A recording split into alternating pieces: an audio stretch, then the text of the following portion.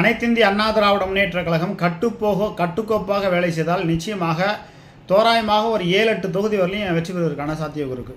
ஒன்று கிருஷ்ணகிரி வெற்றி பெறுவதற்கான வாய்ப்பு இருக்குது. பொள்ளாச்சி, ஈரோடு, கடலூர், கள்ளக்குறிச்சி, திருச்சி கிட்டத்தட்ட அது ஏறுமுகத்தை தான் அதுக்கு வெற்றி வாய்ப்பான இருக்குது. அதுபோல் பெரம்பலூர் நாடாளுமன்ற தொகுதியில் அனைத்திந்திய அண்ணா திராவிட முன்னேற்ற கழகத்தை சேர்ந்தவர்கள் ஒற்றுமையாக வேலை செய்யவில்லை. அவர்கள் பெரும்பாலும் நேருவிடம் விலை போய் கொண்டு இருக்கிறார்கள் அப்படிங்கிற தகவல் இருக்குது.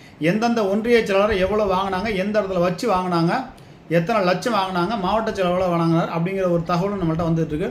அதையும் கூடிய விரைவில் நம்ம செய்தி வெளியிடுவோம்.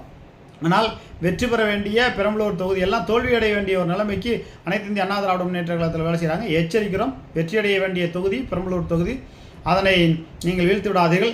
அதுபோல் அனைத்து இந்திய அண்ணா திராவிட முன்னேற்ற கழகம் ஒரு இராணுவ கட்டுக்கோப்போடு இருந்த கட்சி இன்றைக்கி விலை போகக்கூடிய நிலைமை இருக்குங்கிறத நினச்சி பார்க்கும்போது ரொம்ப பரிதாபத்திற்குரியதாக